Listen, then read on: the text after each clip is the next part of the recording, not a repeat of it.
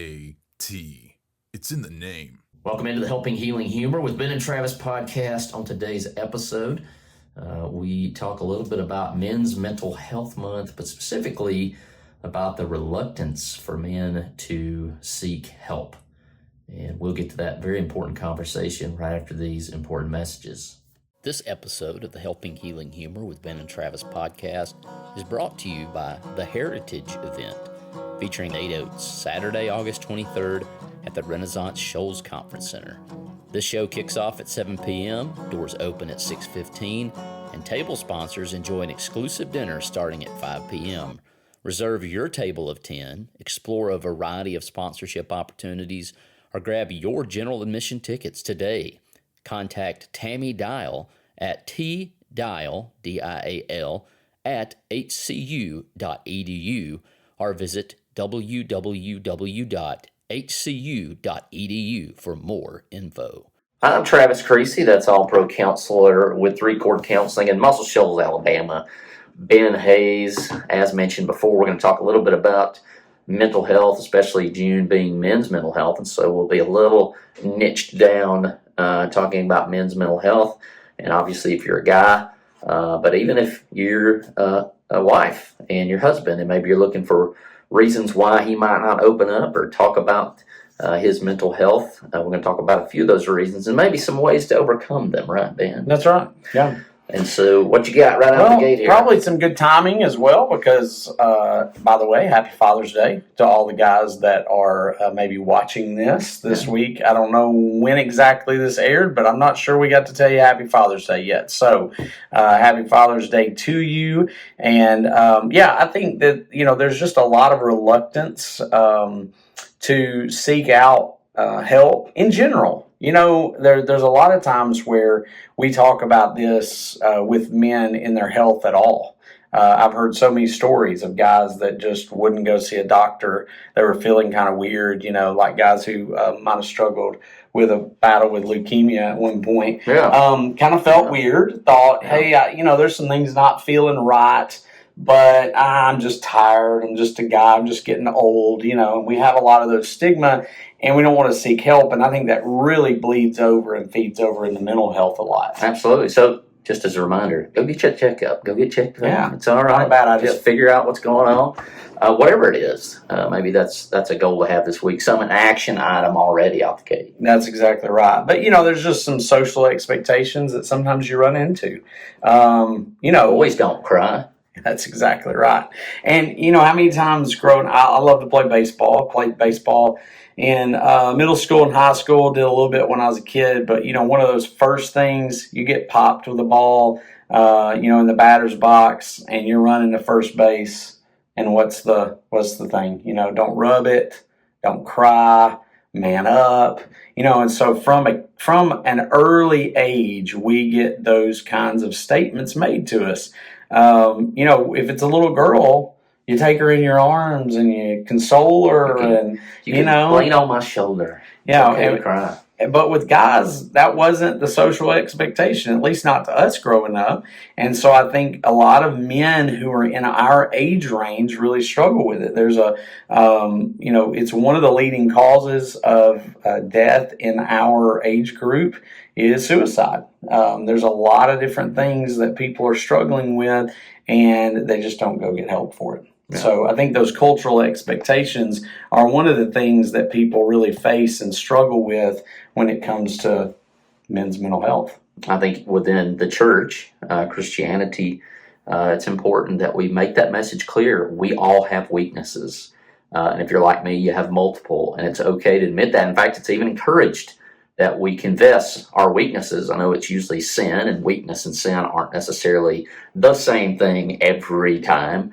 But it is important that we all have those things regardless, and we all need help from time to time. And they kind of bleed over to each other for sure. There's times when, there is a weakness or there is a struggle that I have, and because I have it, I kind of, if I don't seek help with it, which again, like things like pornography sometimes are things that, those we see that as shameful, but we may have, a porn addiction or something along that lines, but we don't want to go tell anybody.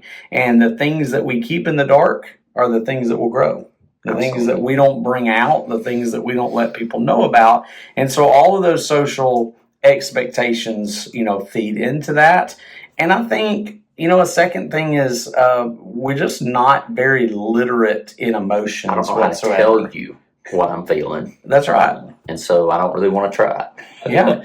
And so we just don't speak about it. We didn't train. When I was growing up, we didn't really talk about our emotions, our feelings as much.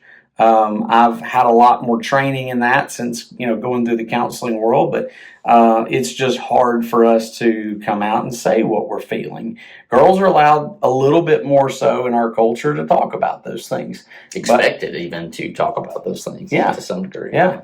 And so I think that's something that we really struggle with. And so one of the things I do in my work at the school is I try my best to help just talk about what emotions are. And even with young ladies, sometimes they don't know how to express those things. Either no kid does it at first. It's something we have to teach them, but to teach them the various feelings. Because we kind of want to think of things like, sad, mad, glad.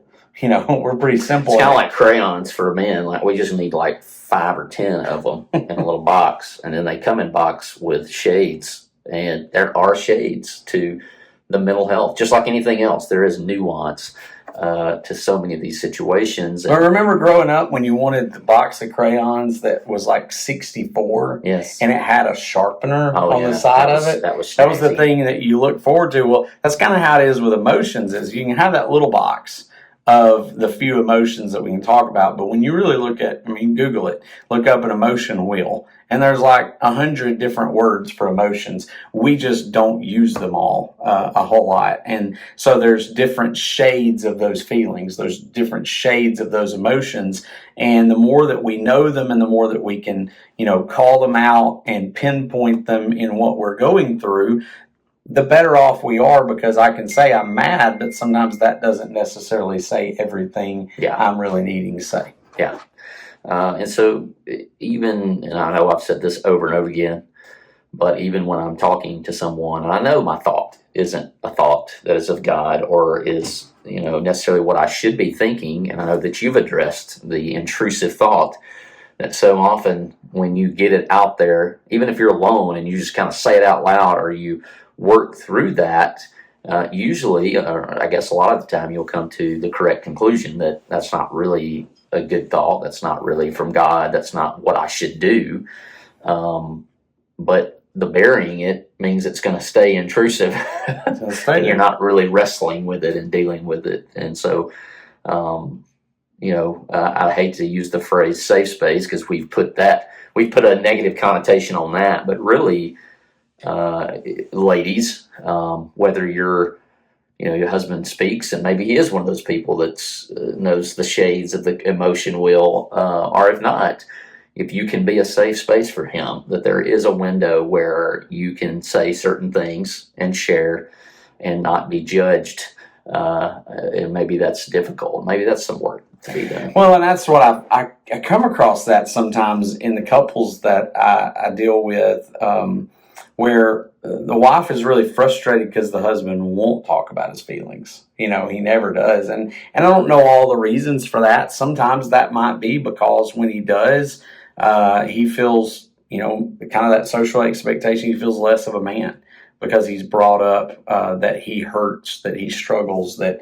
he can't manage it, that he can't handle it on his own. And so, helping him feel as though he is good enough, however it is, whatever it is that he struggles with, but also just being that listening ear. But also, I don't think we ought to try to force it. That's another issue that sometimes comes up is, she tries to make me talk about my feelings. I want to be the safe space so bad, and you're going to do this, and that's not very safe. And that doesn't always help. And so I think one of the things that we can do in that is, trying to help guys have guys to lean on. That's been one of my biggest encouragements in my spiritual walk and just my walk as a father is to have you and Will and Josh and Blake and some other guys that, we talk almost on a daily basis. Yeah. We text back and forth about funny stuff, about things that can kind of relieve some stress occasionally. But then we text about the tough stuff too sometimes. And there may not be a response. There are times where people will drop something in there. Usually there's a response, a thumbs up reply or something like that.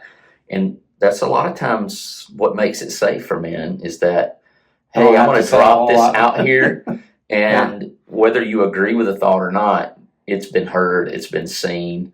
And even if it's just a thumbs up or a heart or the exclamation marks pop up, you don't feel like somebody's going to try to correct you. I know that you noticed it. And sometimes that's all we need is the notice. And so what might be the case is, and I think this is a hard thing, and we're guys saying this, so we apologize, wives at home, but I think what we recognize is that guys need other guys to lean on.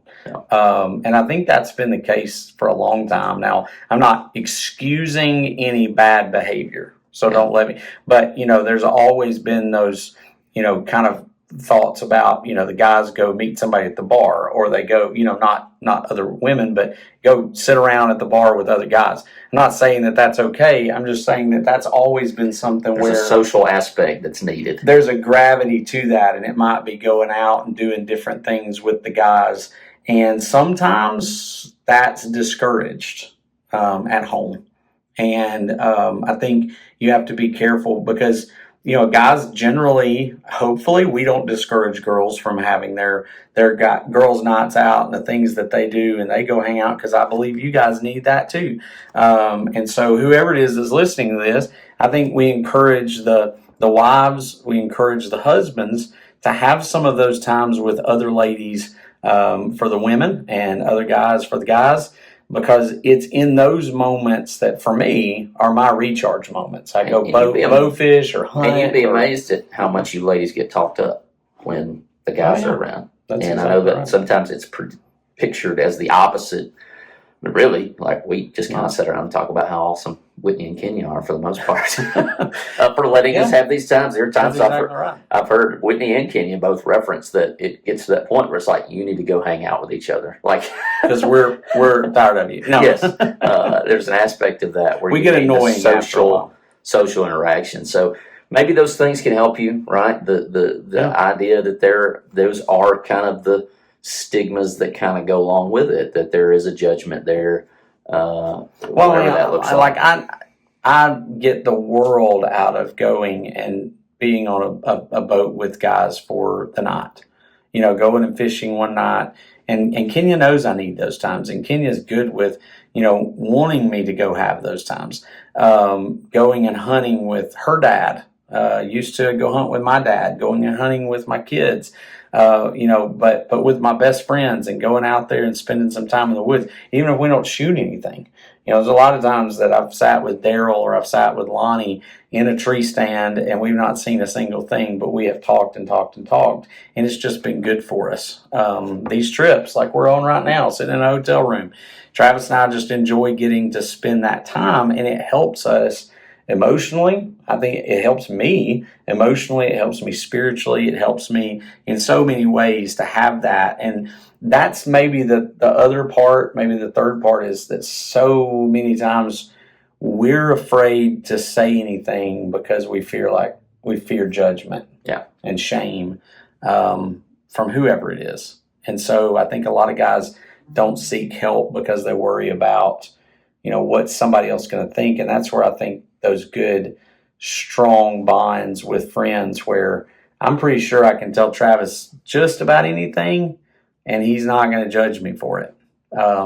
He may go, hey, I've probably done something 10 times worse, but you need to do something about that, or let's work on that, or let's see if we can't resolve that. But I know it's a pretty safe space to vent whatever I need to vent. Yeah. And I think another thing that goes along with that is we don't know that there are mental health services out there specifically for certain aspects. And a lot of times, like Ben, I know Lonnie, they can handle all kinds of different, they're trained to deal with all kinds of different needs as far as that's concerned. And then there are people, I think, Ben knows of somebody there in Florence that it is men's mental health. That's what they're focused on. Well, and just men's health in general, and so you can go see some of those places. One of them is a friend of ours, Josh Rogers, runs a men's health clinic, and he cares about all aspects of men's health, and so there's guys like that out there that you can call on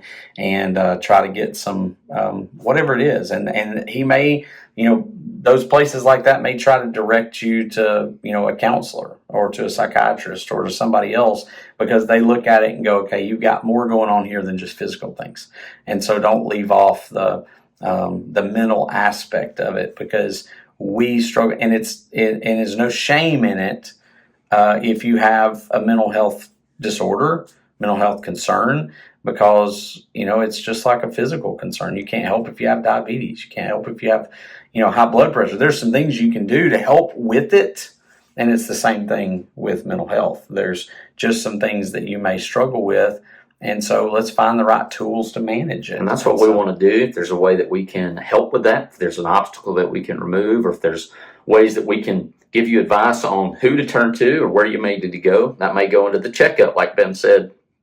I'm sure if you go in for a physical checkup and you express with that person, and it's confidential, that there's some things mentally that you'd like to work through, I'm sure that they have references that they can give you Absolutely. To do just that. So we appreciate you guys for listening. This is kind of what this is all about, the Helping Healing Humor podcast, and we certainly hope that you get a little bit of that. Maybe you're sitting there going, where is the humor? And here's the humor. She was bred in old Kentucky, but she's just a crumb down here.